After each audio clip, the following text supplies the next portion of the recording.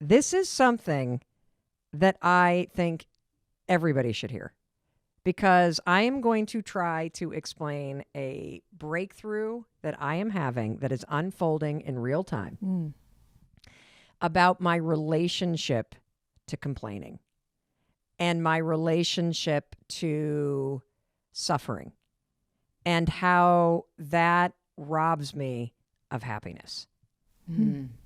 And here's what happened this morning. I woke up and I felt this incredible flood of happiness and joy and gratitude because all three of our kids are home. And nothing makes me happier than when Chris and I are here at home and all three kids are here and we as a family are together. And so I feel this wave of joy.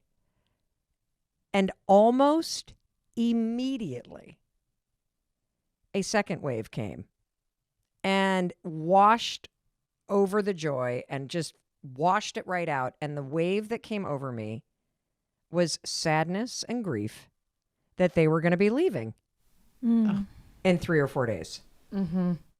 I just felt this like heartbreak hit. That wasn't even happening in the moment. No. Right. Anticipatory heartbreak. And they just got here. Yeah. And they just got here. Right. And it was so acute.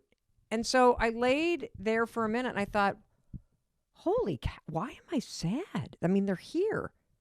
And then, of course, I rolled over to kind of explain this to Chris, and he had been up for 2 hours. So there, the bed was empty.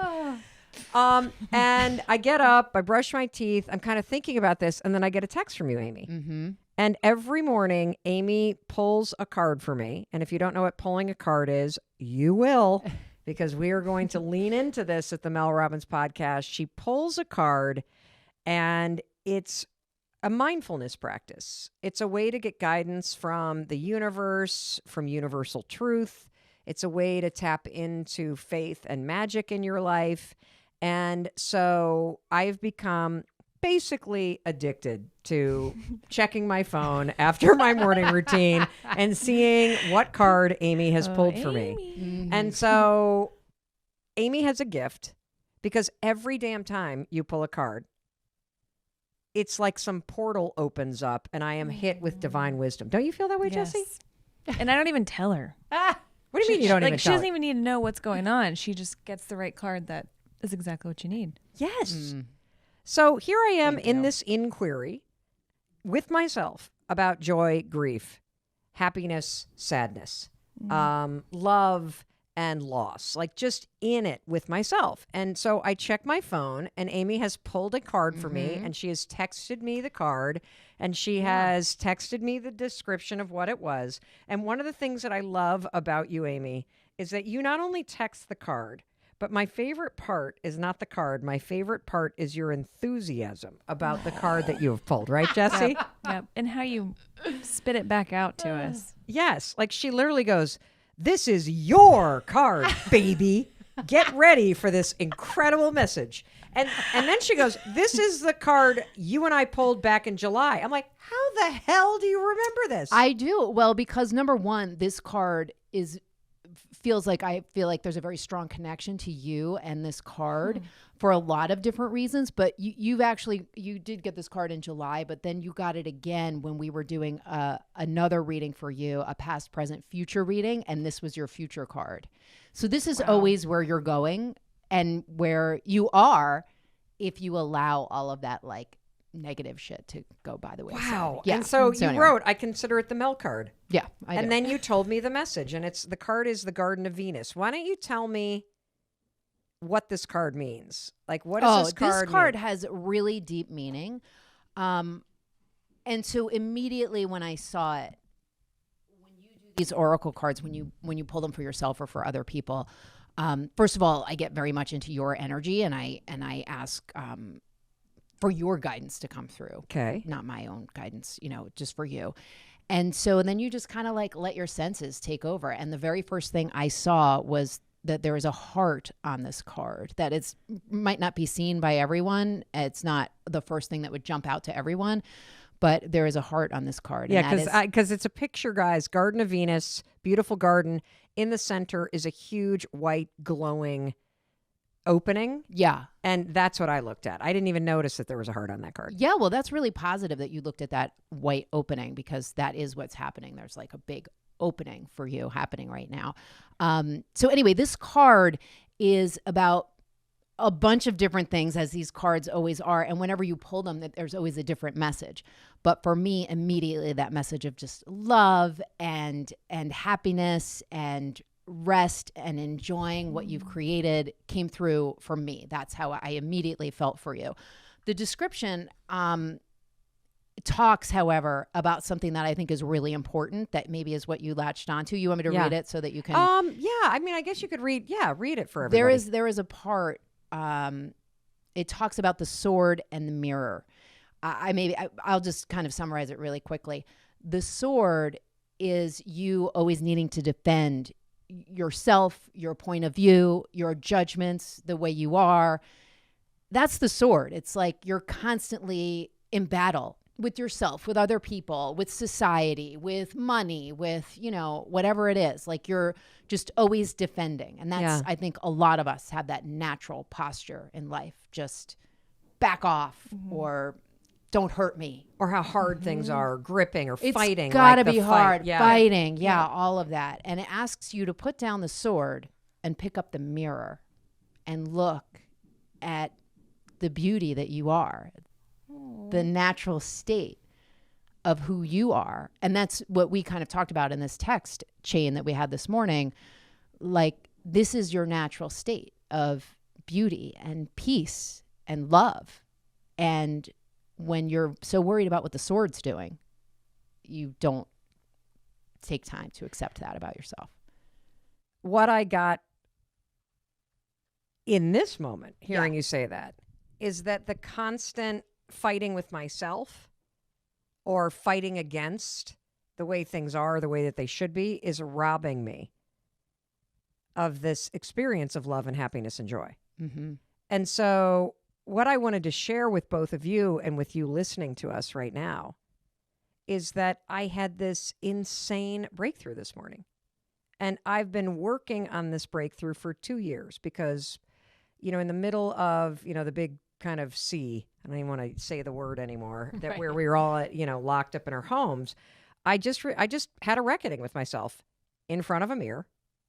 And I looked at myself and was like, you're miserable. And the harder you work and the busier you get, the more unhappy you are. And you've got to start to take your happiness seriously, Mel. Mm-hmm. You've got to figure out how to be happy. And that might come as a surprise, for you to hear as you're listening to Amy and Jesse and I talk to you, that I, at a baseline, was not a content or happy person. And Chris would always say to me, God, you're always like focused on what's wrong. It's never enough. It's never this. And I would reject that. Full stop. I'd be like, no, I don't. Mm-hmm. I'm a really grateful person, which I am. Mm-hmm. I'm a really positive person, which I am. I'm a really like, I have happy times. I am like, I'm not always, I couldn't even see it. Yeah. And so here's the major breakthrough I had this morning around waking up and having a wave of joy because all 3 kids are home and our family's together. Then it immediately being wiped away by grief and loss and fear and upset that, oh, no, they're going to leave. Mm-hmm. The mirror and my true nature is the love and the joy. And the second that the gripping and the fear and but they're leaving and the this and the that, that's me picking up the sword.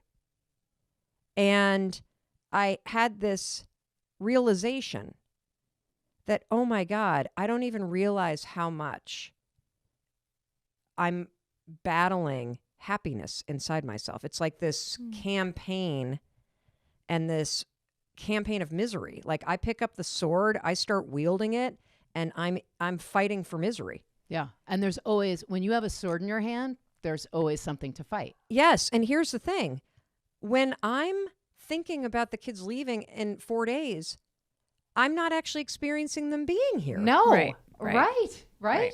And then they're Yeah. going to leave, and then I'm going to be thinking about when they come back. You're not present And I'm to not the joy. present to the joy. Yeah, so I'm experiencing it on the surface. We laugh, we dance, we do this. Yeah. But deep down, I am engaged in a campaign of misery. Mm-hmm. And I think it's because my mom is always focused on like what's not working. And she has bursts of happiness, and I so like want her to be happy. And there's always something wrong. And it's as if I learned to speak both English, and I also learned to pick up the sword and look for what's wrong. Mm-hmm. And what I'm learning as I work on myself is I'm learning that that's not the language that I want to speak anymore. Yeah. That thing, that the complaining that I heard, or the griping, or the upset, or the sadness, or whatever it was, that constant campaign, that pick up the sword, don't get too happy, something's wrong, you want to go out to dinner, but I want to cook something. I can see you getting emotional, Jesse. What's going on? It was the two languages that you just said. Yeah. You just battle all the time with it. I get it. Yeah. That and when hit home. I think we should call it the mother tongue. Yeah. That is the truth. Because to talk to your mom, you had to speak her language of, isn't this horrible? Look at your Yes. father. Oh my God. Prices have risen again. Can you believe? My mom would always say, holidays are women killers. I know. She said that. Wow. She said and I had to kind of embrace that. And Well, Jesse and I were did you just- also like go to the like, okay, I'm going to try to fix it. I'll try to make you happy. I'll try to. Sure. It's our duty to fix it. We don't know any better as little kids. That's what we think. It's our duty to fix it. So pick up the baby sword. And to fix it, you say, yeah, it is terrible. It Mom. is It terrible. is so, can you believe that? Yes. Because that was something that I always did too. And maybe you guys did. I never wanted to betray my mother's sense of safety in the world and like have her feel unstable and have her take that out on me. So it was like I was always agreeing with the crazy that came out of her mouth. Like Keep I was the peace. keeping the peace. Oh yeah, and part of it, like Mel, when you say the mother tongue, part of it is that you it really was a language that you spoke and you didn't know any better. It wasn't like you were pretending. Like Right. you literally did not know No. any different. Well, and same with her. Like my mom did not grow up in a loving household. Right. It was a super hardworking farming family. And, you know, I'm of course feeling terrified that when my mother listens to this, she's going to be super pissed off at me. And so I still have to say this because I don't want complaining or being present to what's wrong to rob me of experiences of joy. I do not want to be sitting here in my life right now where I can look in the mirror and I can experience these next 4 days. And instead, what the old me would do is I would be already in my head, living in the reality that they're leaving and telling myself a story. We don't live near our kids and I'm never going to see them again and something's wrong here. And I would bring that energy into my day-to-day life. And I don't want to do that. Like, I want to put the sword down. I want to experience my life day to day and not be searching for what's wrong and not be engaged in my own private campaign of, you know, this isn't happening this way and that is. And like, even right now, like we're recording this profound conversation and Eric and Brian are banging nails on the shed outside. We're banging it out up Yeah, here. we're banging it out up there. here. You know, like there's my mind searching for, oh, well, this, stop it, Mel. Right. Stop it, because you may not have realized that it was a second language that you're constantly speaking. Just like if your primary language that was spoken in your house was Spanish or it was Russian, you speak that fluently. Mm-hmm. And then if you, like, I feel like all of us have a verbal language and we have a subconscious emotional language. And I was sharing this breakthrough with Chris this morning. So he said this to me. He said, you know, so are you saying that in public you're a very happy, positive person, but in private you're sad and miserable? I'm like, no, it's way deeper than that. On the surface, I speak English. And I am a happy, positive, optimistic person. Because I am. Yeah.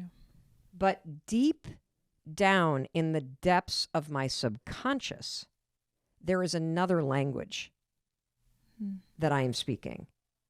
And I've labeled it a campaign of misery. And even if you don't identify with this notion of looking for what's wrong or arguing against your own happiness, everybody can relate to this idea that, you know, as you're ready to go on vacation and you're at work, you're thinking about vacation. As you're on vacation, what are you thinking about? Getting back to work. Back to work. Right. And for me, that sort of internal, always on subconscious emotional dialogue is to search for something that is wrong right now or is about to go wrong. And in this moment, there is nothing wrong. In fact, I am living my greatest day ever because I'm here with you two, who I love. We are doing work that makes an impact that we fucking love. Yeah. Downstairs, I hear the voices of the people I love the most, and we're all together for 3 or 4 delicious days. And happiness and contentment requires you to look in the mirror and be where your feet are and let that joy and happiness flood in and not pick up the sword and gut the happiness by going, but this, but the rest, but the reservation, but they're running late, but the traffic, but this, but they're leaving, but someone's like, Yeah. If you're always looking for something wrong, you'll find it. yeah. And I never realized the extent to which that was my default. Well, and also I want to say it is your default because it was what you needed to do, but it is not who you are, like at a soul level, right? It is not like truly who you are. It is just like that language, right? Yeah. Like when you say subconsciously, yes, that's true. You subconsciously you do that, but on a soul level, none of us are like that. Like we're all,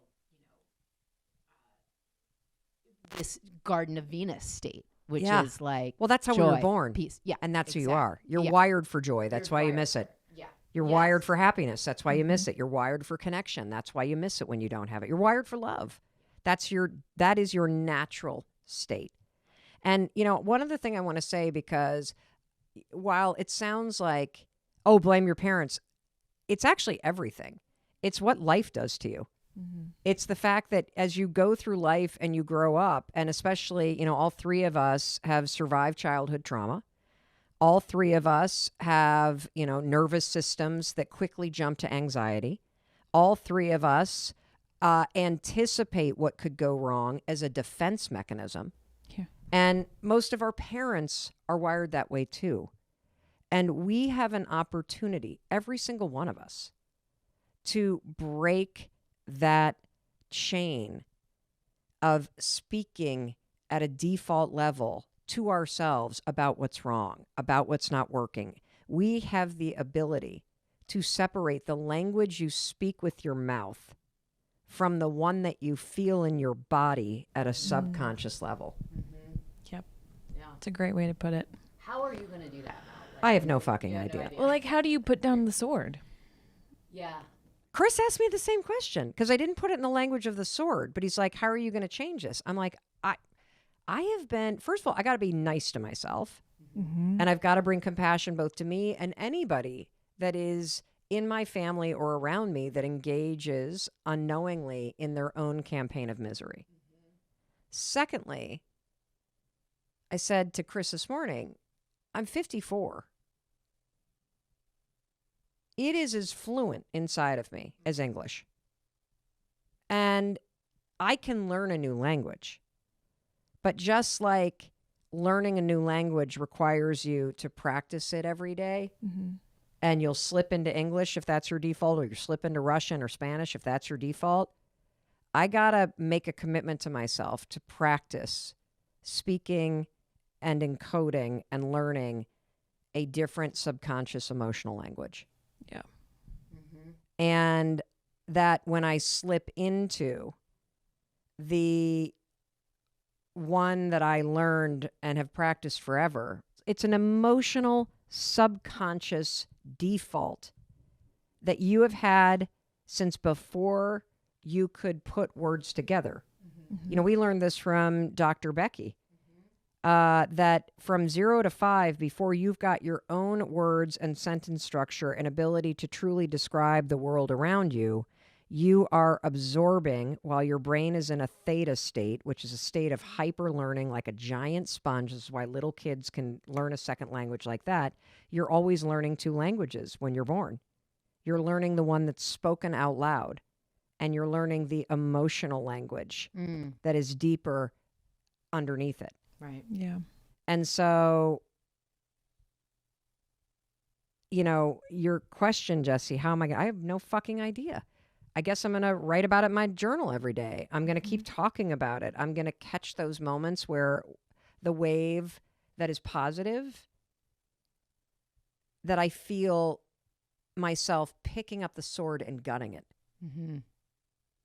You know, and I see it everywhere. I see it in work. I see it in, even with the podcast, you know, we came out of the gates and this has been so wildly successful and the downloads grow every day and it's just been extraordinary. And there's like, I instead of basking in, wow, like we're making a difference. This is resonating with people. I feel that. And then I see myself pick up the sword and I'm like, Right. it's temporary. It's luck. You're going to plummet off those. And then I'm like, ah. Right. And then I come from fear instead of coming from my natural state, which is I just want to have these conversations that allow us to share our lives with people and connect more deeply and that make a difference for all of us. Yeah. I don't know. How would you guys like, I mean, first of all, what resonates with you about the language you speak versus this second language that we all learn 2 languages from birth? I feel that. And I've felt that. I call it like my tribe language of how my parents talk about, you know, the big things like money and relationships and big life events, like how they view them. I noticed years ago that if I'm going to live the life that I want, I need to leave this tribe, not speak this language anymore. Ooh. And I did a lot of research around that. And like, how do I do this? Because it's painful to extract yourself from this family from your family. Do you think that's what you experience? That is that sort of crunchy kind of thing that everybody has, even though you may love your family deeply, that there is still this sort of mismatch when you all get together because you're at different states of evolving and different states of, we all speak this language with words, but we are all engaged in learning a new language at a subconscious emotional level. Yes. We've all moved on in some way, but we have our family roles, we have our common language, we have our tribal, you know, and I say tribal in the sense that like any group of 3 people that get together create a culture. Oh yeah, that's the Seth Godin research, right? Right, exactly. So I decided I don't want to do this anymore. I am grateful for it. You know, like Con Marie, like, thank you for the lessons I've learned. Yeah. And I'm moving on here. I'm making a conscious decision to move on. Well, you know, what's also interesting is I think when you're present to it, Jesse and Amy, that, oh, okay, there's this thing I speak and then there's this thing I want to feel deeply. Yeah. And when you can get in touch with what is authentically who you are and what you want to feel, what I've noticed is I have a much easier time, not only with compassion and love, but with boundaries. Yeah. Because I don't get hooked. Oh, yeah. The emotional hooking in that is, that's a fluency, because if you've ever been around friends that are bilingual, so we have very close friends that she grew up in, her dad's from Jordan, her mom is French, and so she speaks fluent French, and so does her husband, and the kids are bilingual, and we'll all be around them, and super close family friends. Hi, Mark and Maheen. What I've noticed is when they're all talking to us, it's all English. If they turn and say something to one another, they speak in French, because it's just like this thing. And I think emotionally, we hook into each other's emotional languages by default. Yeah. Oh, yeah. Yeah, we do.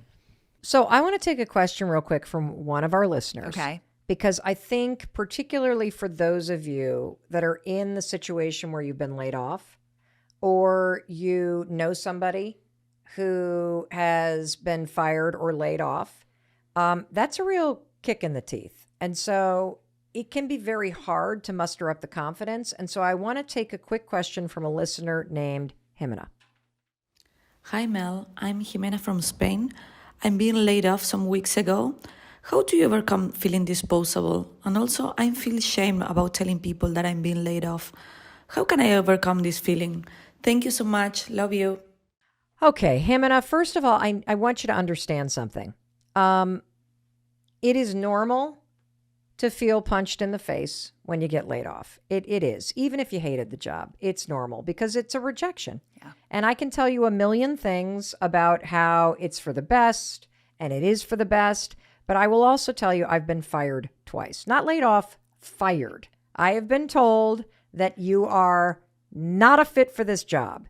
And the first time was the job right before I decided to start a life coaching business. Oh, wow. Yeah. Okay. I was working in a tech startup and I had basically talked my way into the job. I'm sure none of you can imagine that happening. But I had talked myself into the head of like the director of content, you know, what you used to be. And I had no fucking clue what I was doing. I mean, I just was desperate. I'd talked my way into that job. And within, I don't know, it was clear within 6 weeks, but the gig was up within 6 months.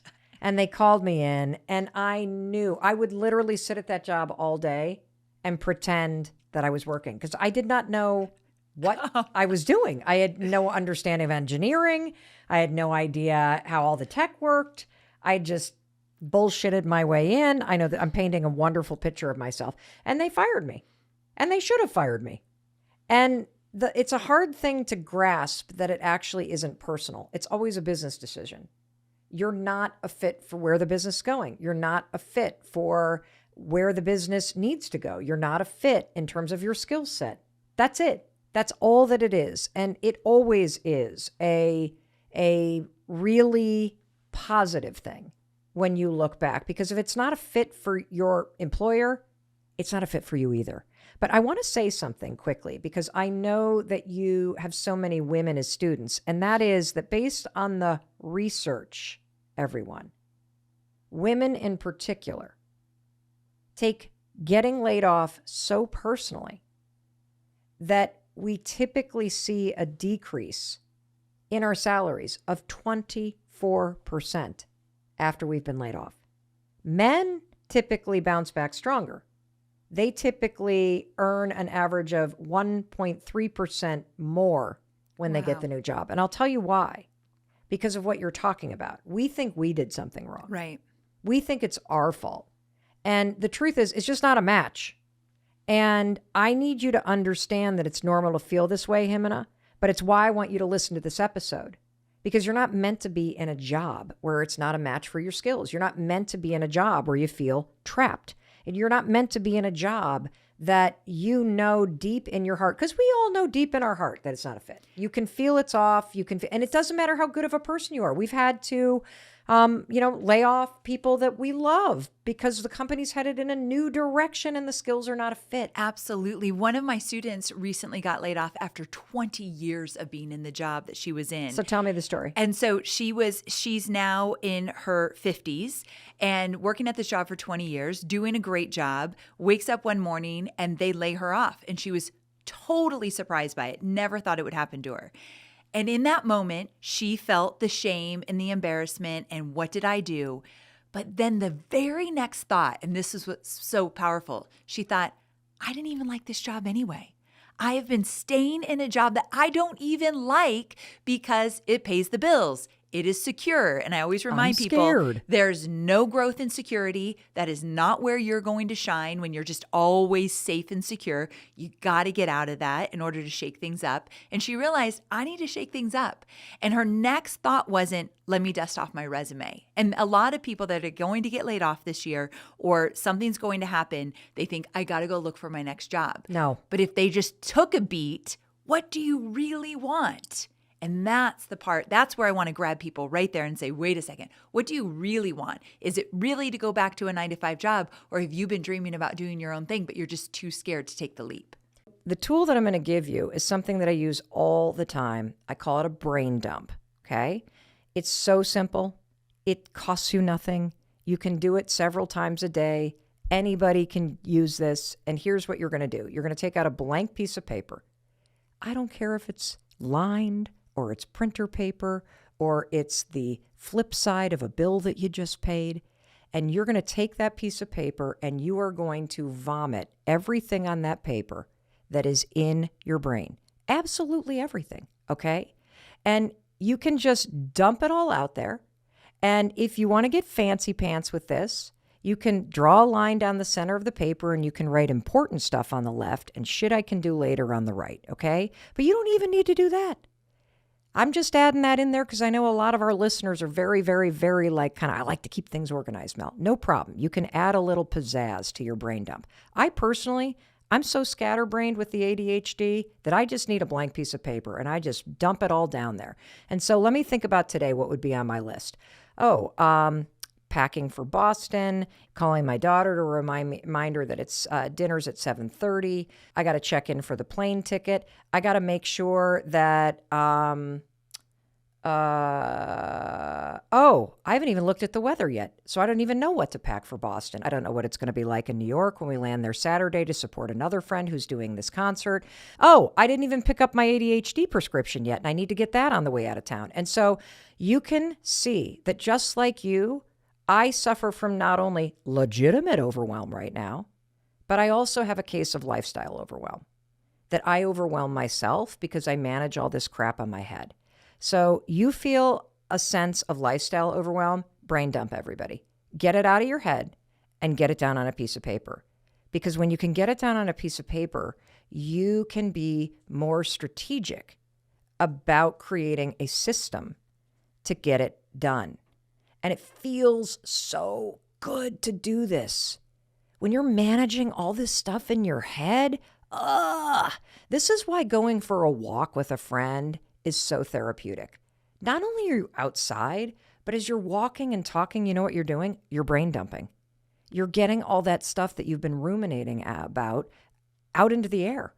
And when you get it out on a piece of paper by doing a brain dump, just pour it all out there. That's what you need to do. I was about to tell you 15 other things that just came to mind, because what starts happening when you do a brain dump is it's sort of like pulling a thread on a sweater. That sucker just keeps on going. So don't be surprised if there are some days that you fill 3 pages. So now, what do you do now that you've dumped it all out on a piece of paper? You're going to take a highlighter and you're going to highlight the 3 things that you must do today. These are your priority. This is what's important. So what are the 3 things I need to do today? I need to pick up my prescription. I need to pack for Boston. And I need to work on this eulogy. Those are the only 3 things that matter. And you want to know something fascinating about life? Is that if you just can dump everything out and you can highlight the 3 things that really matter, that you get to them today, if there's an emergency or if something else is a true priority, have you ever noticed it gets your attention anyway? If one of your kids is sick or a friend needs you, they call. If you have to fill up the tank of gas, you'll realize when you get in the car and it's on empty, like mine often is because my son borrows the car and never fills the car back up. If you realize you've run out of milk, you'll realize it when you open up the fridge and you'll deal with it. But it's not really that important. It's not life or death. It's not a big thing. You need to pick the 3 things that are the actual priority. So, lifestyle overwhelm. Brain dump, highlight the 3 things that actually matter, and that's how you beat that lie that everything's important. Because when everything's important, nothing is. And you get to say what's important. So pick those things. So Leela is up next, and I love this because she listened to the episode we recently did that you guys loved. Holy cow, it was one of the most shared episodes on Spotify. I'm so glad you got a lot out of it. And a lot of you responded to the fact that I connected your habit of procrastinating to the fight or flight response that we have when we get stressed out. You know how when you get stressed, you have that fight, flight, or freeze. Procrastination is a form of freezing.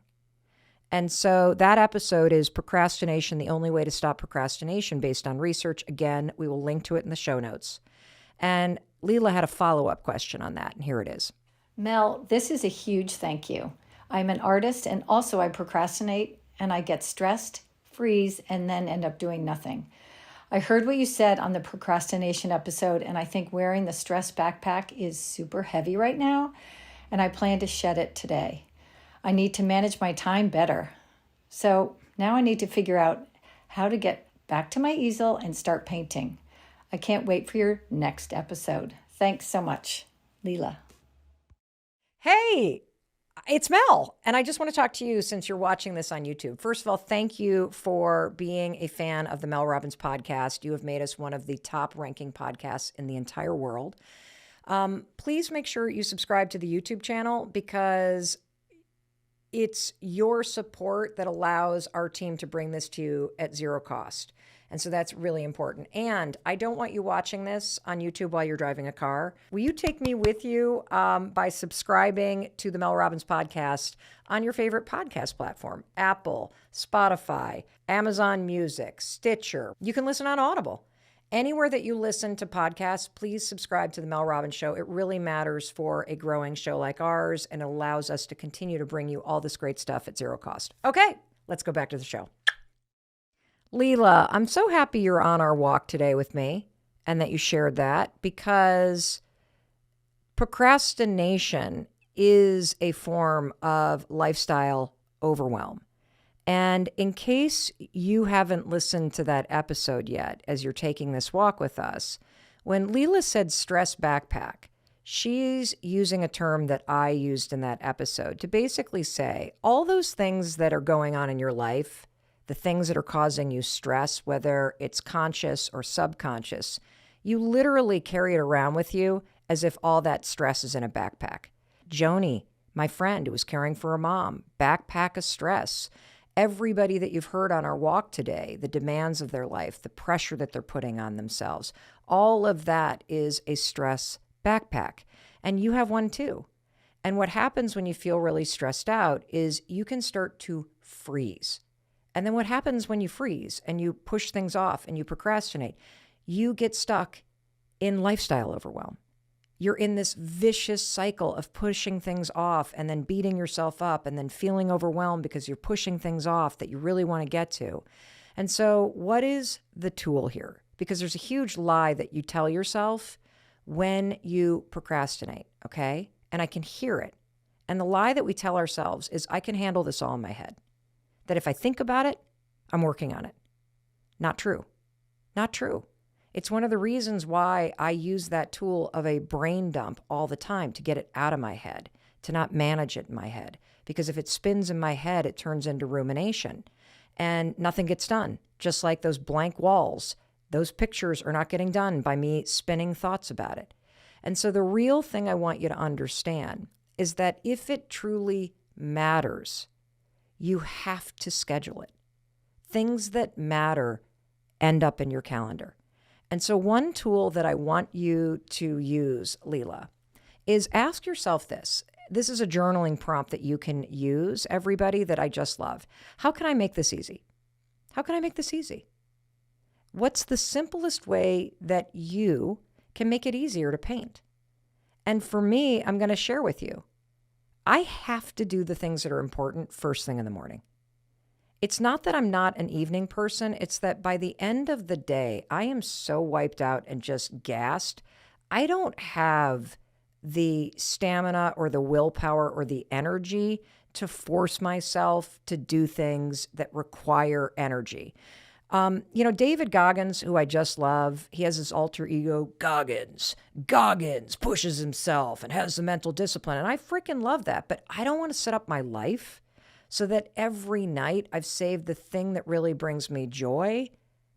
I have to summon up what researchers call, and we've talked about this in other episodes, it's called activation energy.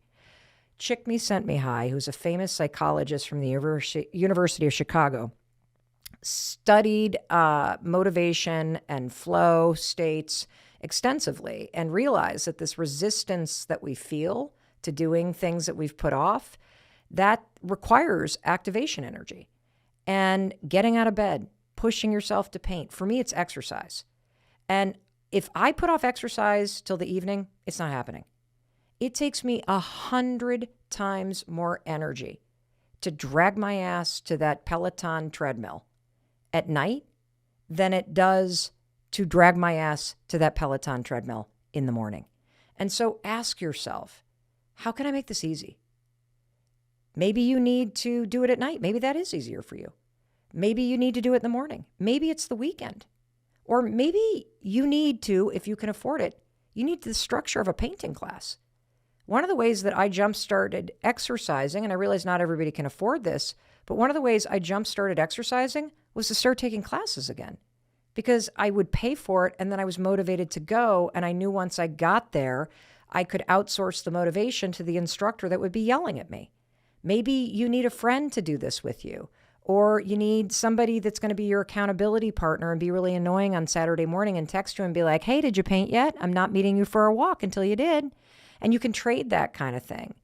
Like, I think a lot of you know, for example, that I do a lot of the ice baths, where you climb into a really cold barrel of water, or you jump into an icy pond or a river up here in Vermont, or you take a cold shower. Do you know how I make it easy? I do it with Chris, my husband. Chris is like living with a monk. The dude is so stoic. He just kind of climbs right in there. No big deal. He shames me into doing it. That's how I make it easier. He goes in first. Now I'm like, oh God, now I got to do it. But if I have to do it myself, it's hard. And so that's what I want you to understand.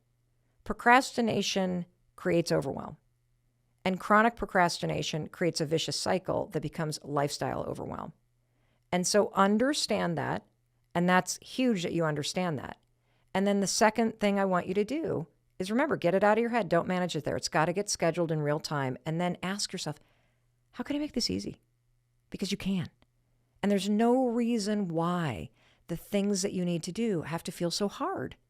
And the reason why they feel so hard, everybody, is because we're not taking the time to go, okay, first of all, am I in a lifestyle overwhelm situation where I need to be kinder to myself and I need to have more compassion for myself and I need to keep reminding myself that this is a marathon and I need a little bit of stamina and I'm not going to be able to get to everything. I remember when I was doing the talk show, I had this experience where most of my team came from Oprah Winfrey's talk show and from her organization. And so I was surrounded by all these people that were super, super experienced. And my executive producer arranged for me to talk to a really, really famous talk show host whose show is no longer on the air. And this guy spent like an hour talking to me, and I'll never forget what he told me.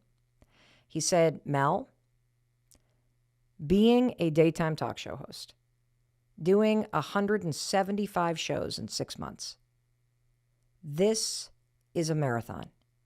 He said the most important thing that you could do is protect your stamina and be kind and patient with yourself. And you're not going to be able to live your normal life. You're not going to be able to go out to dinner with friends because if you tape 3 shows in a row at CBS Broadcast Center 4 days a week, you are not going to have energy. And by the way, you can't afford to get sick because the show must go on. And so right now, tell your family and your friends that you love them, but you are about to go into a bunker right now, and you are about to focus on this.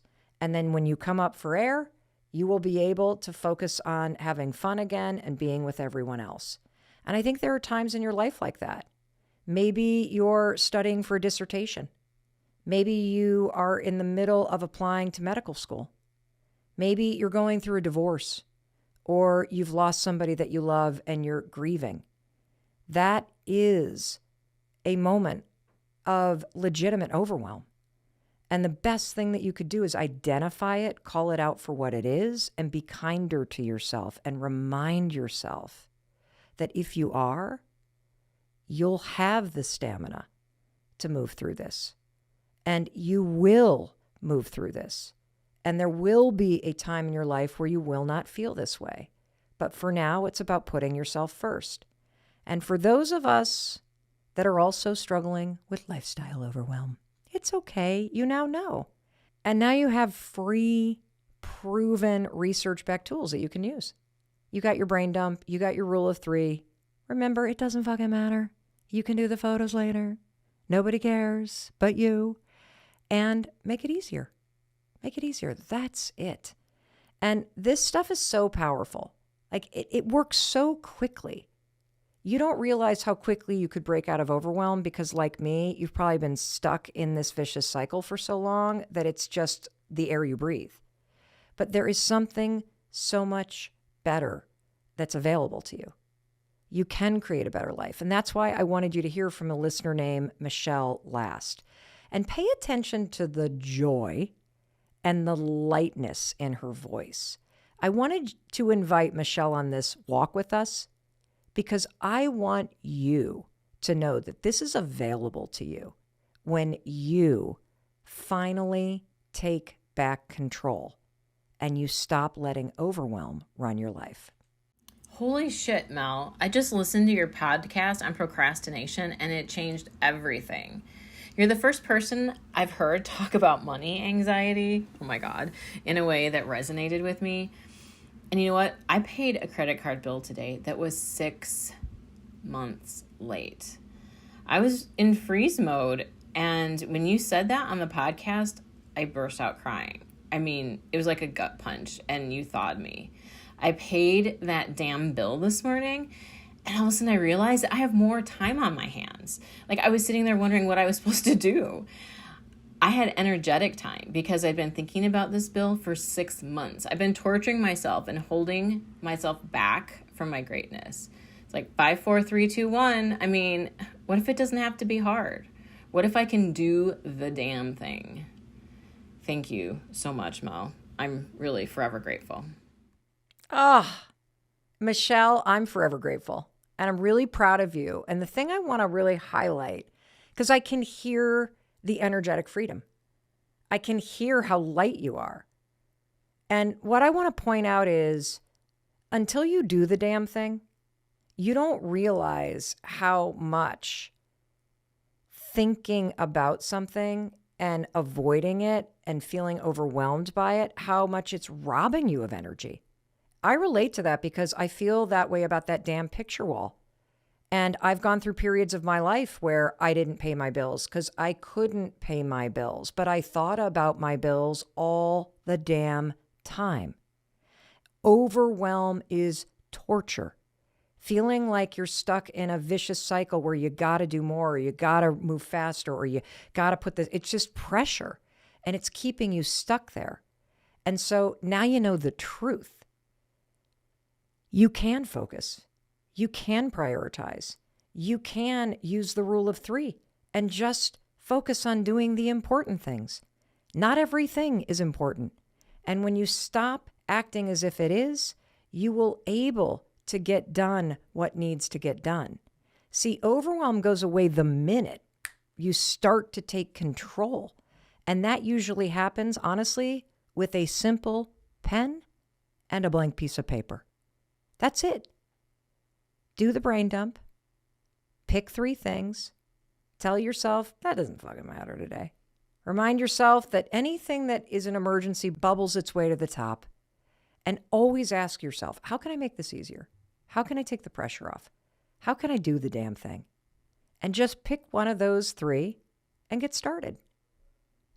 5, 4, 3, 2, 1. Pay that bill. Make that call. Write that next paragraph. Roll out that yoga mat. Pick up that guitar. Or for me, write that eulogy.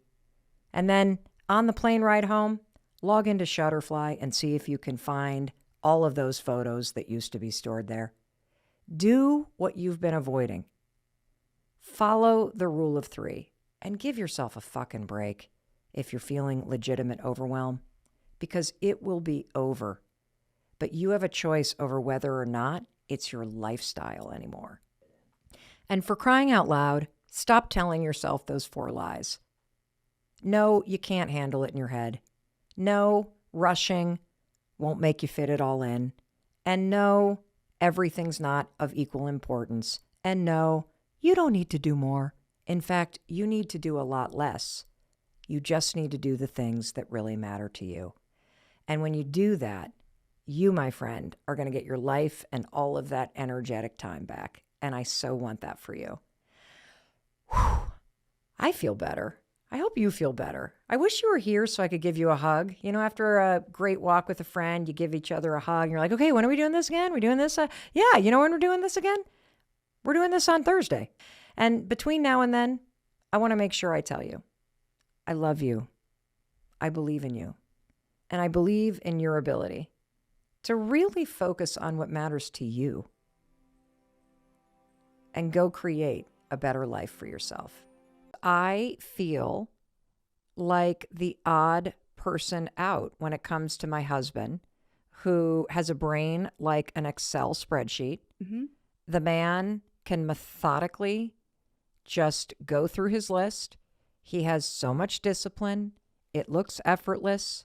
And I feel like the Tasmanian devil spinning around next to him, leaving things in my wake. And then we have a daughter who I think must be somewhere on the OCD spectrum, because I have never met somebody whose brain is more structured or organized, or who gets so like rattled when something's out of place.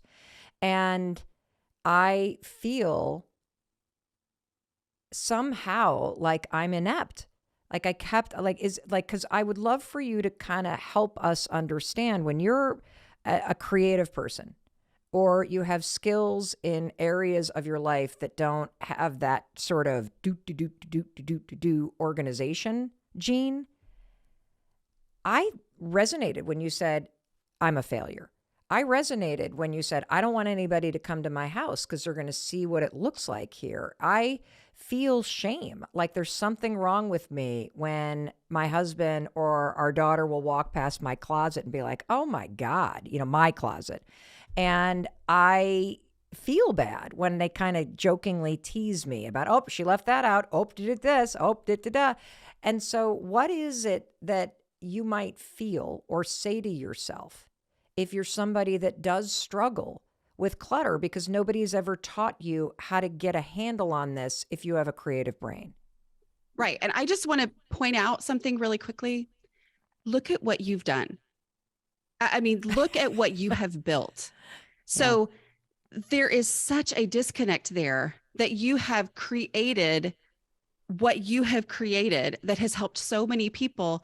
And yet you feel like, I'm inept. You said the word failure, like this, that is part of the disconnect, right? Because I was like, I am someone who, when I see a problem, I tackle it, I figure it out. And I could not do that with my house. Like I just couldn't. And so here's the thing. I viewed my house as a project because I am generally very successful with projects. Oh. Like that is something that I can do very well. Like you give me a large scale production, I was a theater arts teacher. I will have that thing so organized, people will be amazed, right? You will know exactly when you're supposed to be at rehearsal, exactly what we're going to be doing in that rehearsal. Everything is planned out ahead of time. I love to do the planning phase. I love the execution of my plan. I love the applause at the end of all of that. I love being done. And yet I would try to treat my house that way, right? Like I would say, okay, this is where I'm successful. This is how I tackle things in life. I'm going to apply that to my house. And so I am going to take an entire weekend or a week or all of summer vacation when I was teaching, whatever. And I'm going to change this place and I am going to get it under control. And then I would step back and go, oh, I'm done. Wow, this is great. And life would happen. It would go right back to being what it was. It's because I was treating it like a project. Well, your house is not a project, right? Like all of this isn't. And so it's like you're taking where you excel and having to say that doesn't work in this situation, right? So it is okay. You have gifts, you have talents. The world needs people like us, right? Like the world needs creative people who are willing to throw themselves into a big project at the expense of their house. You know, I have a friend who is very meticulous. Her house is always great. She's great at spreadsheets, that kind of stuff. And she will say, like, we'll be talking about something. She's like, oh, I can't take that on because how would I get my dishes done and my house, keep my house under control if I did all that? And I'm like, literally, that never crosses my mind when I get excited about a big project. Yes. And Yes. so, yeah, like that's it. So acknowledge you have so much to offer. So let's find a way. There is a way. Okay. There is a way for you to make your house not hold you back, right? It's not that you want to turn into these other people, right? Because you want to stay you. That's a big part of it for me. I'm like, I like me. I like the stuff that I enjoy doing. I don't want to spend all my time on my house. So how can I do things in a way where I'm not just having to give all that up? Instead, I'm able to keep my house under control, and that allows me to do even more and have more fun. That sounds incredible. And here's where my mind went. Okay. When you said that a lot of the ways that people that love organization don't work for a creative brain or a brain that has genius in other areas, I took a giant exhale. And because when I left the bathroom with cat hair all over my t-shirt, I noticed that my husband's bathroom counter was completely clear, nothing on it.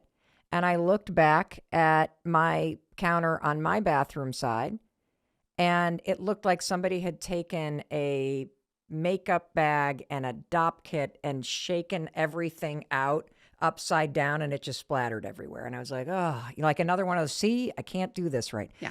And so I just like, okay, my brain doesn't work that way. So the self-acceptance thing and the acknowledgement that you have different gifts is super important. The second thing that happened for me, though, and I'm sure it happened for, the person listening, is that, we live in this social media world where I personally love to follow home and organization sites. I know that's really weird, given that I don't really organize very well when it comes to my home, but it's almost like pornography for me to look at a pantry that is color coded and, all the clear things and everything's perfect. And I know intellectually, Dana, that was styled by a production team, that looked like that for 1 second for a photo shoot, and that it's not real life. But I feel like I have this crazy expectation that I want my house to look like that. Yeah. Why? I mean, you're where you are. You have the makeup products all over the counter, and you think that's what I want. Yes. Are we ready for me to tell you what the difference is? Yes. Like, here's the reality. Hit me. That is organizing. You need to declutter. Organizing and decluttering are separate things. They are not the same thing, but I always thought they were the same thing. I would look around at my mess and I would think, I have got to get organized, because that logically makes sense, right? Yes. Besides, organizing is a project. Surely I should be able to do that. But the problem was, as long as I was trying to organize, first of all, first thing I would do is sit down and make a list, right, of all the things that I was going to change and blah, blah, blah, and figure out how the future was going to go, and anyway. And I would do that, work on a space, or buy a bunch of products, bring them into my house. Organizing energy was gone by the time I got home, and I just dropped them by the back door and they turned into more clutter, So it never made a real impact on my house. I was at such a rock bottom point that I honestly thought I was giving up by saying, I don't even have it in me to get organized. I am just going to declutter. Wow. Like in my mind, I thought, that's how bad I am. I've just got to declutter. I can't even think about organizing yet. Decluttering changed everything in my home. So the beauty of realizing that organizing and decluttering are not the same thing, and that you can just declutter, and that just decluttering will change everything, is that there is literally nothing to do before you get started. There is nothing. I mean, there is no planning. There's nothing. It's just starting to get stuff out of your house. Now, I have a process that I follow to kind of work me through that feeling of overwhelm when I'm looking at the mess.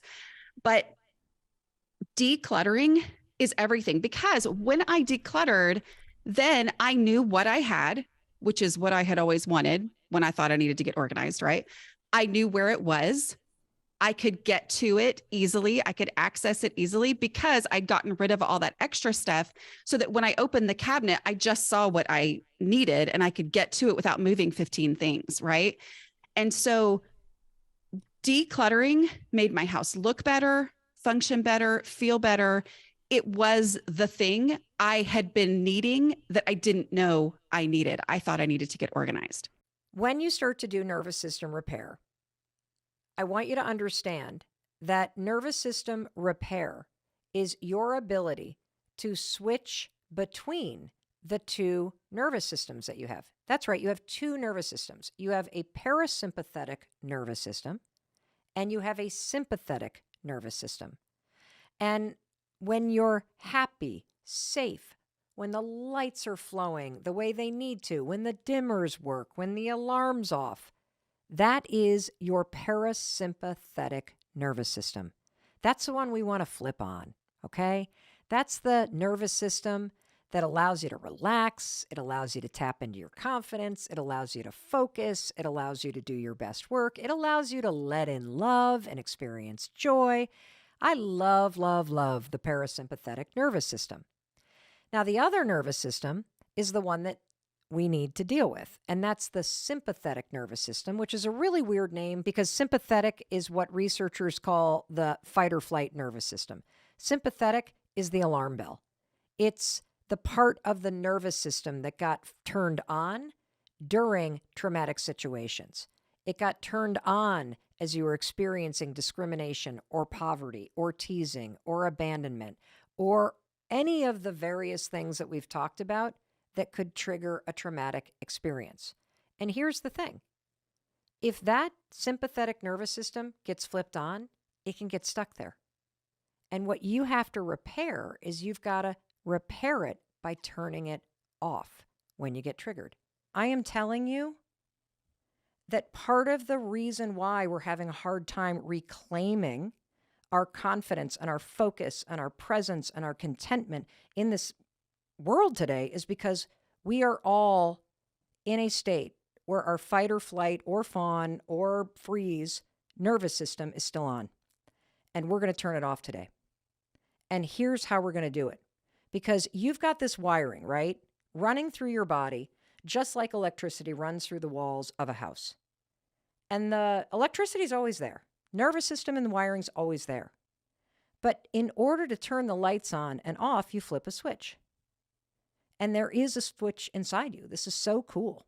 I wish they taught this to kids in school. This should be human being 101. When they hand a baby in a car seat to parents, they should also give them a little pamphlet about the vagus nerve, because we all need to know this. This is a game changer. The vagus nerve is a treasure in your body. And for free, you can learn how to use it to soothe yourself, to gain your confidence, to flip between being on edge and being calm. And you want to be calm, because when you're calm, you can make better decisions. When you're calm, you're present in your life. When you're calm and confident and safe and secure in your body, you're a better leader. You're better with your family. Like, this is the heart of everything. Because if you're running around like I used to run around, feeling on edge and dysregulated and easily triggered, this is a nervous system issue. That's what this is. This is your nervous system revved up. This is you living on edge as if something's wrong.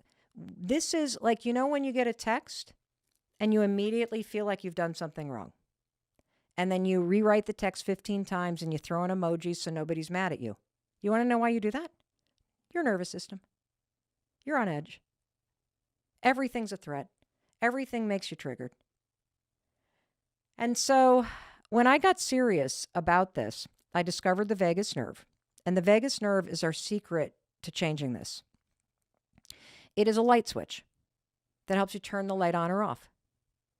And I believe that in some way, your life or the last 3 years or the uncertainty that you have come through or the issues in your life that you have survived have left the light switch on. Your nervous system is in a state of alert. That annoying light bulb is blinking in the background, and it's time to turn it off. And so we're going to turn it off using the vagus nerve. The vagus nerve runs from your seat all the way through your body, through every major organ, through your vocal cords, and all the way up to the top of your head.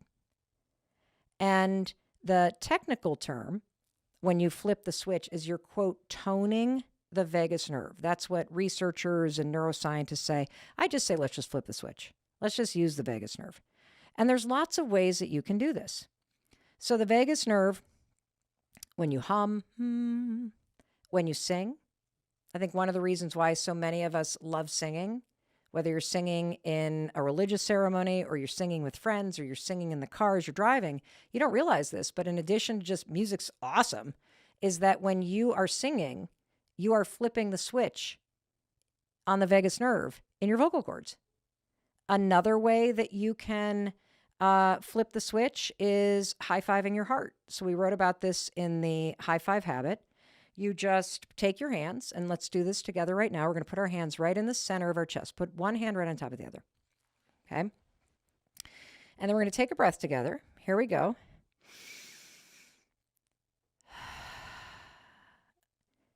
And I want you to just push in, because I really want your vagus nerve to know, okay, we're going to turn you on, and we're going to take another breath in. And then you're going to repeat 3 sentences with me. I'm okay. I'm safe. I'm loved. And I bet even just in those 15 seconds, you felt yourself come back home into your body. And if you can hear yourself even thinking those 3 things, I'm okay, I'm safe, I'm loved, it's true in this moment. And it's a way for you to signal to the vagus nerve that you've just pressed on that you're okay right now. It's okay. We can flip the switch off. We can come back into our body.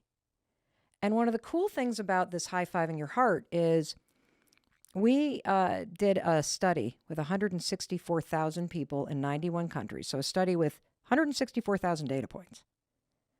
And this worked for absolutely everybody that tried it as a calming tool. That a lot of kids started using it in school. Like, you get picked on, you go into the bathroom, high five your heart. You can come back to your center. You can flip off the alarm that got triggered by some kid picking on you. And you can flip the switch and come back into your confidence. People at work, you do a presentation and everybody stares at you like you got 4 heads and nobody says good job and you get triggered. Of course you get triggered. Put your hands on the heart. Come back into your body. Flip the switch off. Regain your calm, confident self. This is available to you. And I want you to use it because I don't think you realize how much your nervous system getting triggered when somebody cuts you off in traffic. Zzz, there it goes. See? Everybody's out to get me. No, they're not. Hands on the heart. Come back into your body. Turn the lights off. Flip the switch. Get your power back. Another way you can do this, take a warm bath. Just go soak in a tub. It's amazing. I love doing that. Absolutely love doing that. And another way that you can do this, you see this all over the internet. Cold exposure therapy. Now, I have a tub that I climb into. I hate it. Absolutely hate it. But this has been transformational because when you put yourself in a situation, whether you're jumping into a lake or you're sitting in a cold bathtub or whatever, standing in a cold shower, just end your shower with 30 seconds of cold water. It sucks. And what you're doing is you're exposing your body to a situation where you're nervous system turns on. The lights go on, baby, when you climb into 34-degree water, and it freaks out. And then you calm yourself down by breathing. And you are training yourself that even in situations where I get triggered, even in situations that are awful, like 34-degree water that I'm sitting in, I have the power to flip this switch and calm my ass down, breathe through it, and know that I'm going to be okay. That's a freaking superpower. And I know what you're thinking. You're like, are you shitting me, Mel Robbins? You're telling me to deal with trauma by taking a freaking bath? You're telling me that I can handle abuse from childhood and poverty and all this crap that I've had to like deal with, losing my spouse and by taking a cold shower? What is wrong with you, woman? Yeah, I am telling you that because this is not about the shower. This is not about the bath. This is about you and your nervous system. This is about you training yourself that you have the power to be okay, no matter what's going on around you. That you are bigger than the things that you survived. That, yeah, by standing in a shower, you're training yourself for confidence, for the capacity to feel something and get triggered and not let it hijack your life. That's what this is about. And when you do that, you take that new you into your life. You take a person who has the capacity to have shit go sideways in your life and not get hijacked by it. You become the kind of person that could have survived horrendous trauma and be able to heal yourself over time. You become someone, like there is this incredible power in you. I've spent my whole life feeling rattled and on edge. And I'm telling you, I got serious about healing my nervous system and understanding the role that it plays in my day-to-day life and understanding how when I'm easily triggered and on edge, I'm a shitty mom. And don't even get me started about what a nightmare spouse I am. When I'm nervous and on edge, like I make the people that work for me nervous and on edge. I am a better leader, a better parent, a better wife, and I am a way better Mel in terms of what I'm experiencing. And so I've already explained the therapy, EMDR, the guided psychedelic therapy that we have done both as a couple, as individuals. We've recently done something guided by therapists as a family, which was extraordinary. And high-fiving your heart, humming, chanting, all of these things that tone your vagus nerve. But there are two other things that you can do that are free that will help you dip a toe in the water of exploration. One is audit your day. Just keep a notebook. This is free. And just notice when the wave of emotion comes up. And all you have to do is just kind of write down just what happened and what triggered it. Was it a particular thing somebody said? Was it a look on their face? Was it just a feeling that you got? And just become curious about it. Not like, oh, something's wrong, but just like, oh, interesting. I wonder where that faulty switch is. I wonder where that little nick is. Where's that little mouse that chewed on something that's making that's a blinking light. That's all that is. So get curious about it and then start to ask yourself when you get home tonight and you sit down, it's kind of quiet, go, when else have I felt like this? When else in my life or who else have I felt this around? What situations where did I have a similar thing? And you'll start to be able to trace back. And that is a pattern of responding to a certain type of situation a certain way. And so you can do this free audit and that will help you become more self-aware. And that then helps you to apply the tools you just learned in those moments when you feel the surge coming. It also helps you avoid those situations. It helps you talk to somebody about those situations. And one other thing that you can do is journaling is an incredible way to either start or end your day and start to forge not only new neural pathways, but new stories and new awareness around these things. And so one prompt that you can use that we've talked about is, how can I make this easy? Another thing that you could do if what you're seeking is peace is you could write, how can I make today peaceful? How could I make myself feel safe today? Those are all prompts that you can use to cue your mind, body, and spirit and your nervous system that this is something that matters to you, and to really just gain awareness around it, because you are able to be in control of your emotions.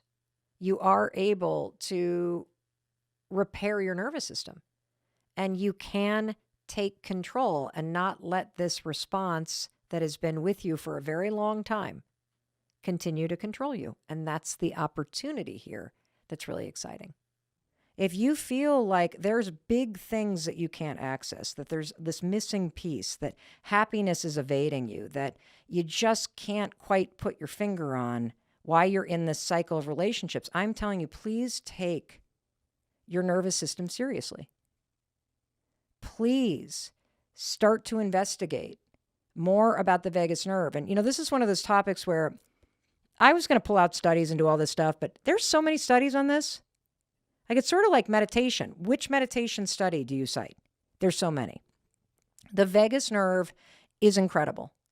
The new research coming out about the therapeutic modalities that are helping trauma and depression, all going back to nervous system regulation. Incredible. And your kids are experiencing situations that make their nervous systems sound the alarm. And so you can teach them these tools too. And when you do, what you're training yourself to do is you're training yourself to locate this power source inside you. Because we all know there are going to be things in life that trigger you, period. There are going to be moments where I walk on snow and I go right back to that car crash. But I don't have to let that memory or that trauma experience then ruin the rest of the day. I can come back into my center and turn the light switch off. I can find my power. There are going to be plenty of people that tell me no in business. And I get bummed and I get rattled and I go down the rabbit hole. I'm not good enough. And I can soak in my misery and wallow for a little bit. And then I can locate the switch inside me and I can turn the alarm off. And so can you. And when you do, you will discover that not only is there a whole different world out there waiting for you, but there's a whole different you waiting inside of you that will allow you to experience happiness and presence at a capacity that you can't imagine. Like, if you've ever gotten a puppy or a kitten, or you've ever had a baby, or you've ever fallen in love, these experiences make you realize you have a capacity for love that's greater than you realized.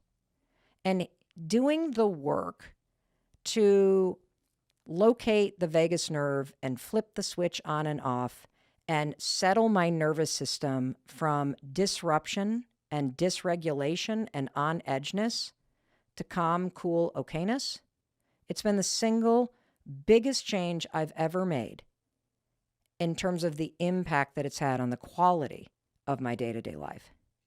And so we're going to do a shitload of shows on this. And I'm going to introduce you to all kinds of things you can do over time.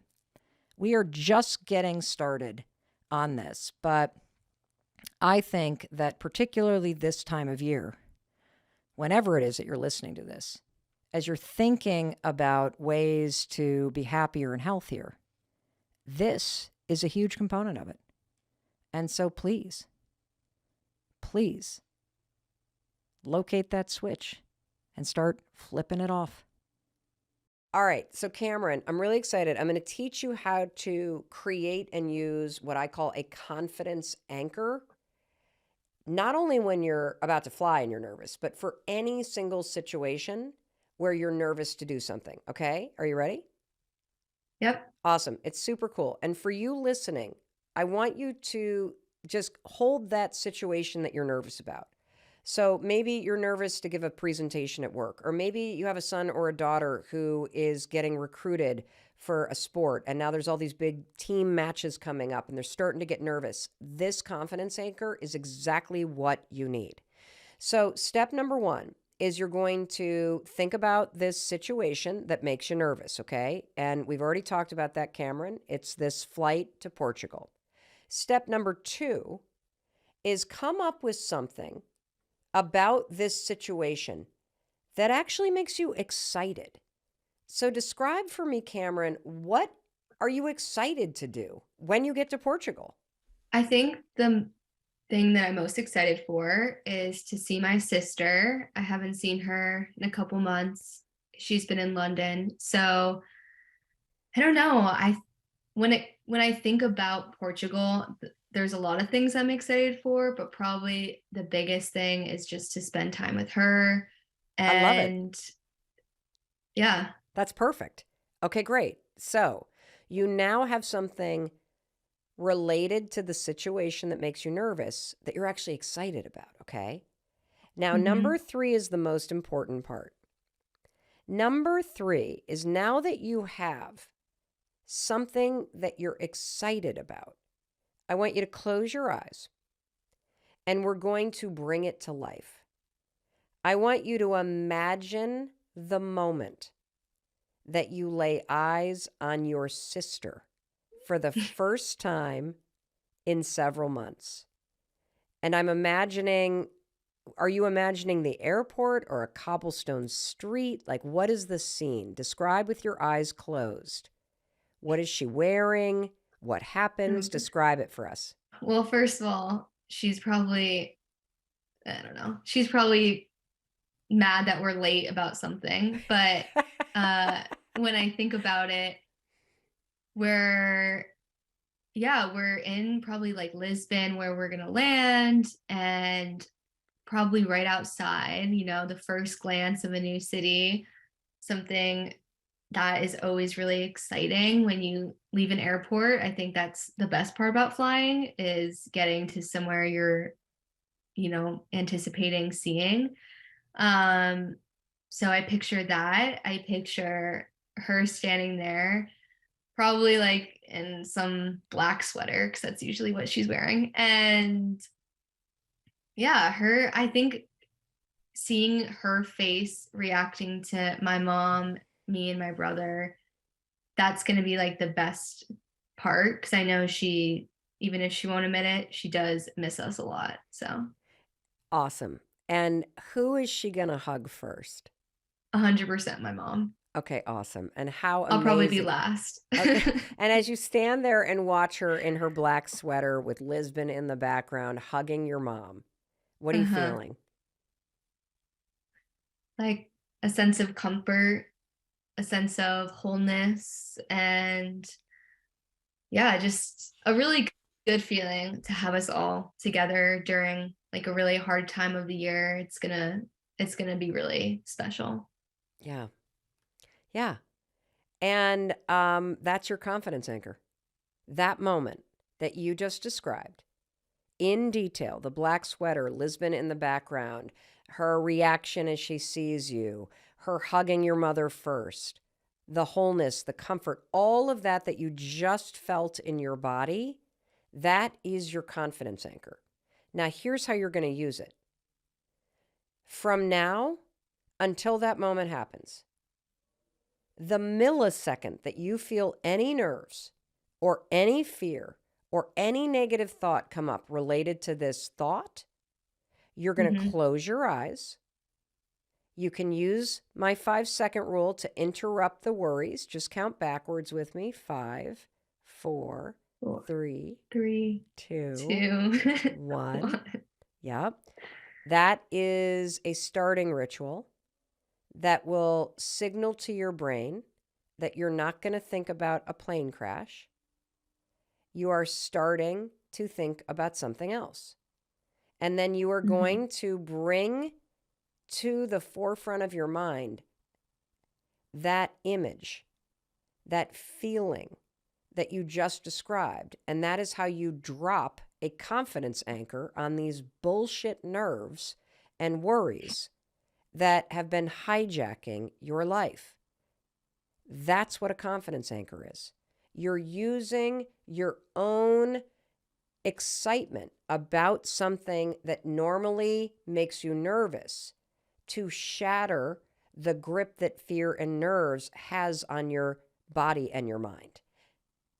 That's what you're going to do. And when you head to the airport on the way to the plane, you are going to use this same confidence anchor. And when you get on that plane and your thoughts go, uh-oh, you're going to go, nope, 5, 4, 3, 2, 1, and you're going to drop that confidence anchor. And when you take off in the middle of the night and the pilot says, we might experience a little bit of turbulence, because pilots often say that, you're going to drop that confidence anchor. And you're going to come back over and over and over again to this image of your sister and the black sweater and Lisbon behind her and her hugging your mother. That's exactly what you're going to do. And you're going to be shocked, because this is a technique that they studied at Harvard Business School called reframing performance anxiety, was the name of the study. Reframing performance anxiety. And it's a way to flip moments that make you nervous into moments that make you excited, and to keep control of your mind, body, and spirit so that your fears don't hijack and torture you. Wow. What do you think? I mean, it makes sense, because I think in the moments of panic, the last thing I'm doing is thinking about anything that brings me happiness. It's always the darkest feelings, the heaviest emotions, versus, even just closing my eyes just now, I feel so different. Like sitting here, I feel like even thinking about that moment makes me happy.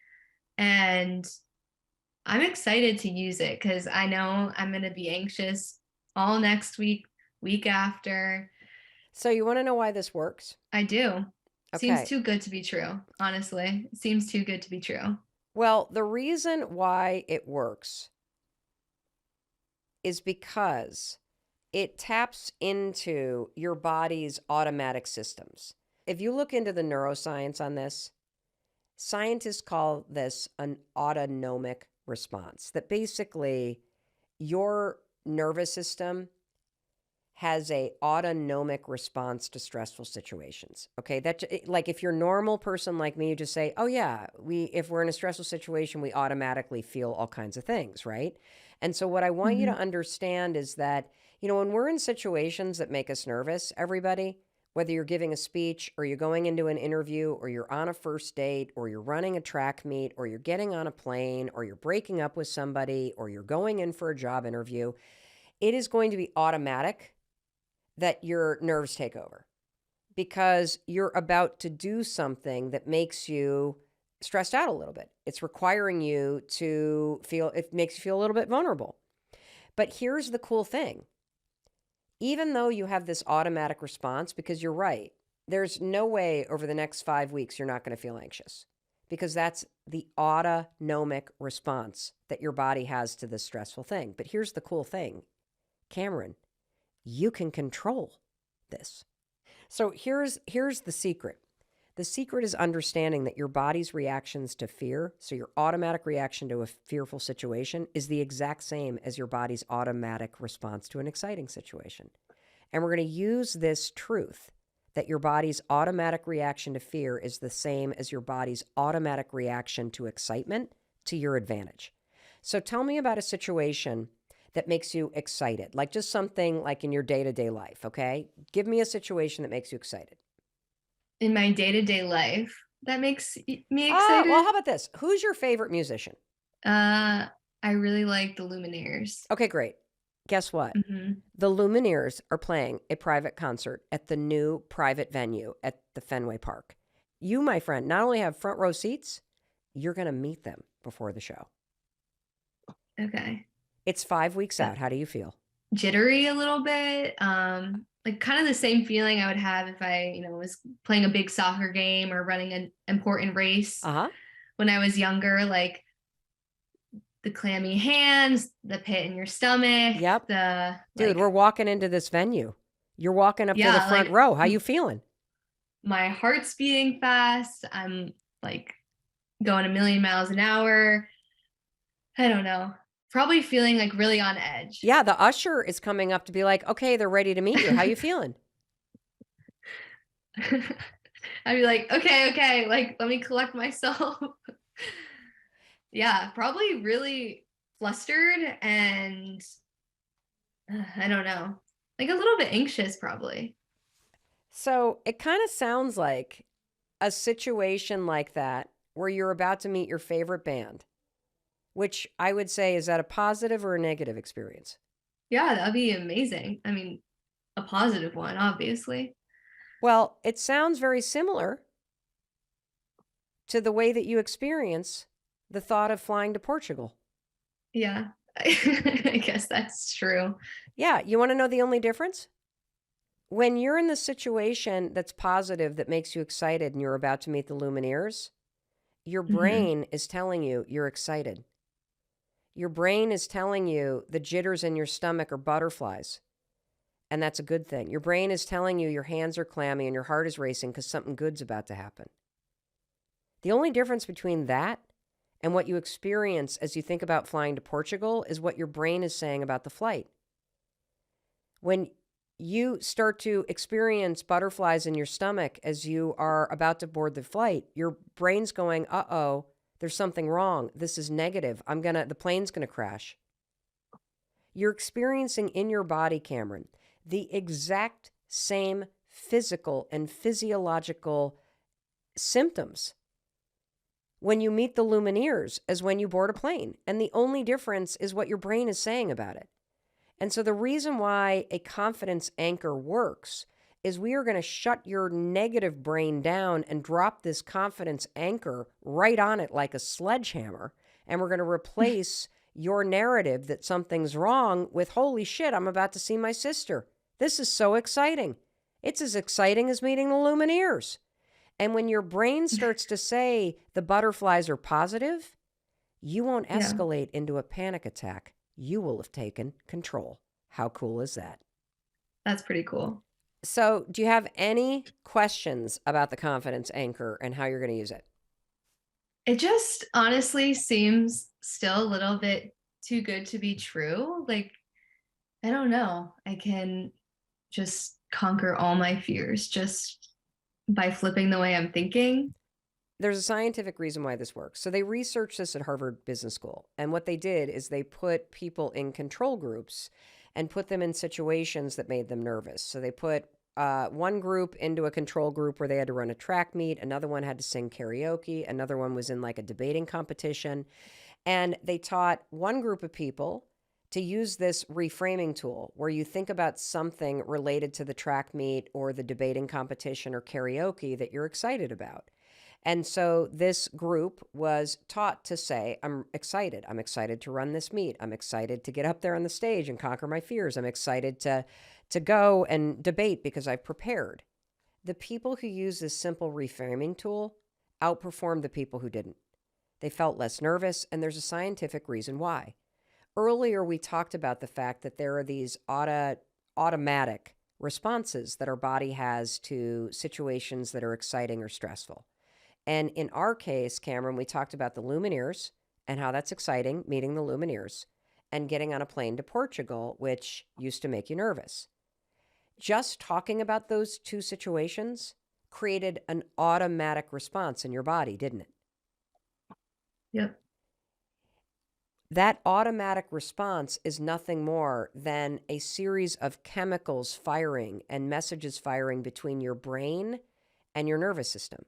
The reason why you and I get butterflies is because when the brain sends a message down to your nervous system that, holy cow, we got to get on a plane, or holy cow, the Lumineers are about to walk in, your nervous system goes, oh, got it, and immediately starts changing up the chemicals in your body. Adrenaline fires, the blood races to your head and to your heart. That's why your heart starts pounding. That's why your thoughts start to race. Now you get butterflies because the signal in your brain going to your gut just changed the chemicals in your digestive tract. That's why we all get butterflies. That's it. And so in the situation with the Lumineers, you flipped your thoughts. I'm excited to meet them. And so that explains all the reasons why You have all of these changes going on in your body, why your heart is racing, why your butterflies are in your stomach. This automatic response doesn't scare you because you're thinking positive thoughts when it comes to the Lumineers. Now, when you get on the plane and your brain signals to your stomach that something's up and your heart starts to race because the blood goes to your heart and the butterflies start to flutter in your stomach because the chemical structure just changed in your digestive tract. If you have negative thoughts about the plane, a couple things happen. You start to get scared of the automatic response in your body. And more cortisol starts to flood your brain, which is the stress hormone. And once that happens, what they found at the Harvard Business School study is that the cortisol interferes with your brain's ability to do whatever you had prepared to do. This is why most of us, when we stand on a stage, go blank. It's because we have an automatic response. Our brain goes, oh shit. We get scared of our racing heart because we think it means that the plane's about to crash or about to screw something up. The cortisol floods our brain and we forget what we prepared. When the cortisol floods your brain, you forget about seeing your sister. You forget about all the exciting things. You forget about all the research that you did that shows that traveling by commercial airplane is the safest way to travel, period. That's why this matters. And it's more than just thinking positive thoughts. It's critical that you come up with the thing you're excited about before you get into the situation. Because once your thoughts start to race and you're like, oh my God, I'm going to screw up this test, or oh my God, I'm going to screw up this interview, or oh no, the plane, you've already lost control. You have to come up with this exciting anchor and this confidence anchor before you start to get nervous. Got it? Yeah. Any other questions? It just makes so much sense. You know, I always have taken the approach of calm down, Cam, like, you know, kind of making myself to be the bad guy. And not really reframing it in any way, just letting myself kind of soak in all the stress and anxiety. And just kind of reprimand myself, being like, what the heck, you know, why are you not just calming down? Like, there's a 6-year-old that's, you know, bouncing around and it's like, ooh, I love when the plane goes up and down. And it's like, why can't I be like that 6-year-old? But let me tell you why. I think this is excellent, Cameron. Let me tell you why you can't bite by that 6-year-old, because I love this analogy.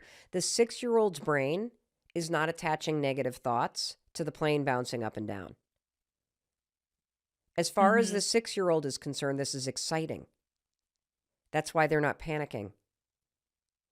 And so the reason why in the history of telling yourself to calm down, you have never been able to calm down is because you are dealing with an automatic response in your body. So let's go back to the science.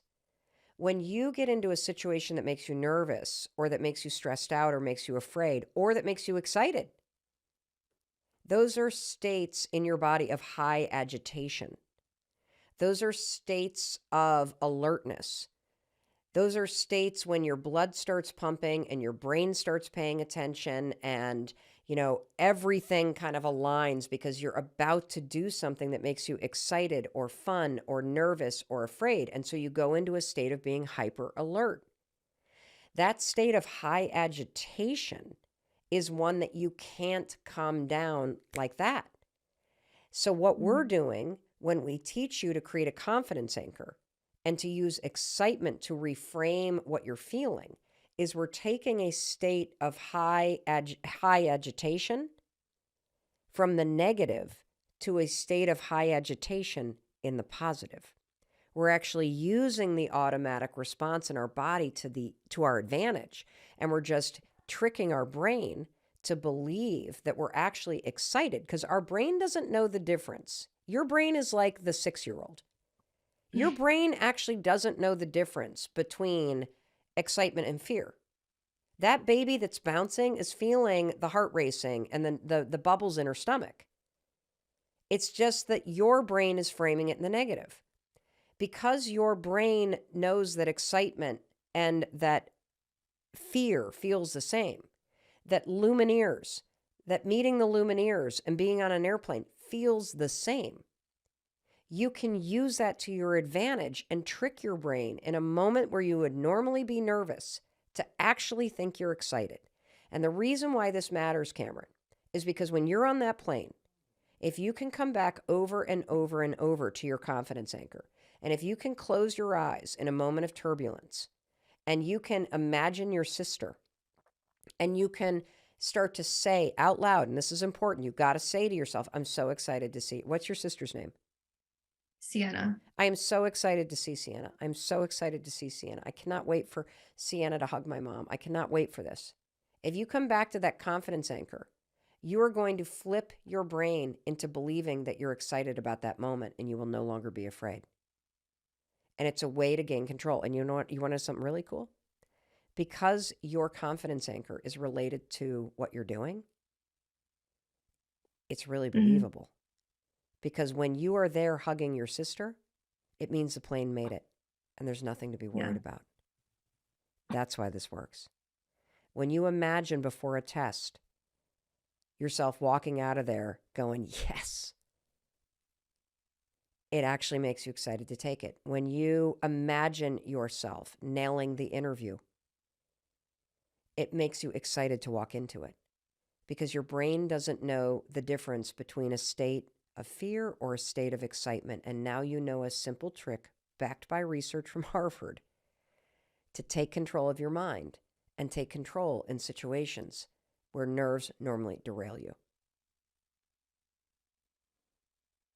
Yeah, that's amazing. I think that was always like in the back of my head during our conversation was if I'm still, I feel fear in a lot of different areas of my life, not when I'm just in the air. So when I'm on the ground, how can I use this tool to ground myself, even if I'm not sure the outcome of it? I love this. Okay, great question. I want you to take out a notebook, and you're going to write down any single thing that makes you nervous. Could be anything. I mean, what? Give me a couple. God. There's a long list probably, but off the top of my head, like something that, I don't know, I really wish that I could beat the fear on is I recently moved, not that far, but there's a really nice yoga studio on my street that I like pass every day. And I just always think like I need to be a part of a community of 20 somethings that are like-minded, that, you know, I've always loved yoga. I've loved the community it brings. But I cannot bring myself to sign up, and I can't bring myself up. Like I just constantly think about the day I have to show up for my first class, and it makes me way too anxious to even like go. This is an excellent example. And by the way, incredibly common and very relatable. Yeah. So I'm really glad you shared it. So you're going to do the exact same thing. We're going to create a confidence anchor. Because what I hear is I hear you want to do it. I hear it pulling you. And the nerves are keeping you back. So name something you're excited about. So like, can you pick like a coffee shop in your neighborhood that you love to go to, and it's going to be your treat to get a nice latte when you're done? Yep. Do you want me to name it? Yeah, I do. It's called Thinking Cup. I love Thinking Cup. Now, you're going to close your eyes. What color yoga tights are you wearing? Oh, God. Maybe like, I have this really nice light blue ones that I always like to wear. I love it. And as a treat, because you went to this relaxing yoga class in your light blue tights, sweatshirt tied around your waist, yoga bag over your shoulder, standing at Thinking Cup, what did you order? Probably like an iced oat milk latte. Love it. Love it.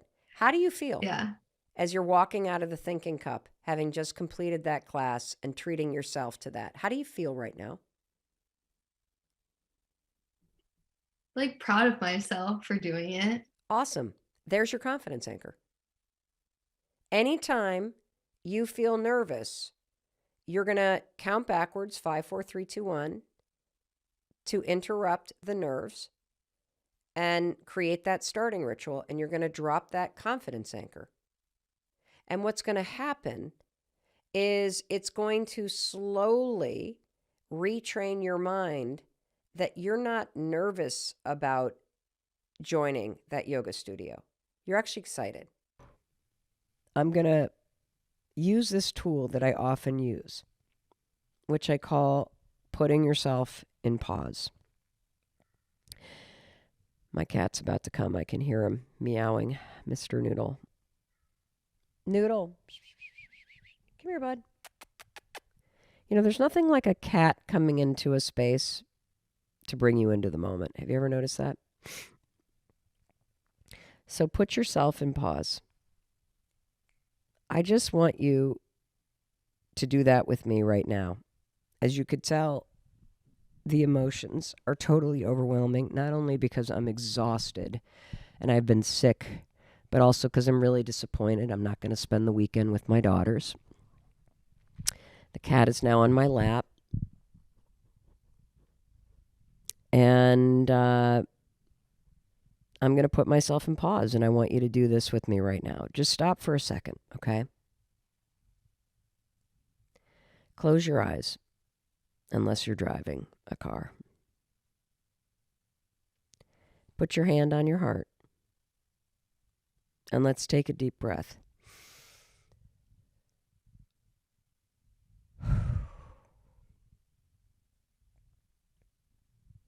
Just be still for a moment.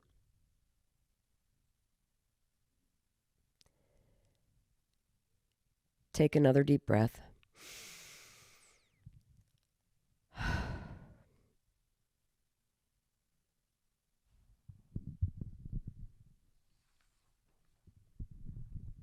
There's power in the pause. And look, the pause isn't going to change what's going on in your life right now. But every time you put yourself in pause, you become a little bit more equipped to handle it. I think you can hear that I'm starting to gain a little bit of steadiness in my voice. The deep breath helped me come back into my body instead of letting those emotions and the sadness and the fatigue overwhelm me. So today I want you to remember, you can put yourself in pause whenever you need it. Just repeat that mindful moment that we shared together. And if someone that you know is sick like me, or they're running on overdrive, which means they're about to become sick like me, or if they just need the reminder to slow down, to take a breath, to put themselves in pause for just a second, and gather their strength so they can face whatever they're facing and carry on, please share this message with them. Now, I'm going to be on the couch all day with my cat, Mr. Noodle.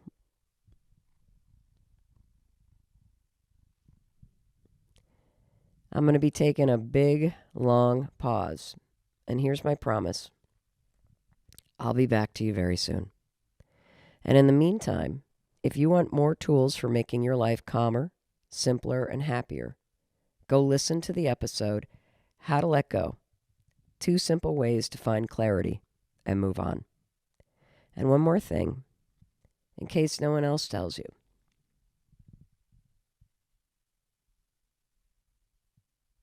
Let me be the one to tell you that I love you, I believe in you and your ability to create a better life.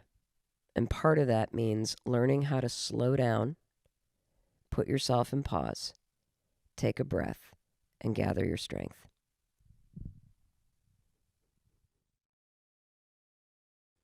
Hey, it's Mel. Thank you so much for checking this video out. And if you like this one, I have a feeling you're going to like this one too.